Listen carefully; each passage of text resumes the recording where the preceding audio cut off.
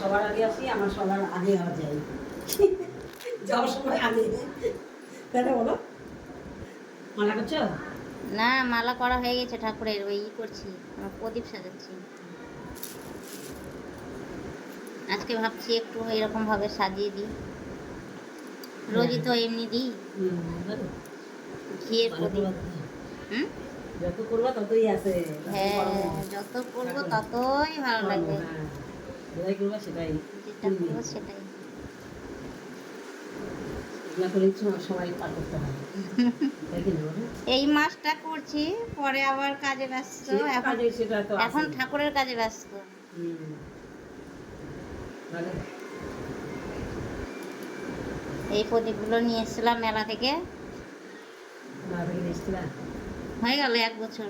8 বছর কালী পূজাতে নিয়ে এসেছিলাম মেলা দেখতে গিয়ে, আর এবার কালী পূজা। কেমন লাগছে বলো থালটা? ভালোই লাগছে, জ্বললে তো আরো ভালো লাগে। এবার দিব, ঘি দিব। চলে যাচ্ছে আমার হাতে সব। হালকা না,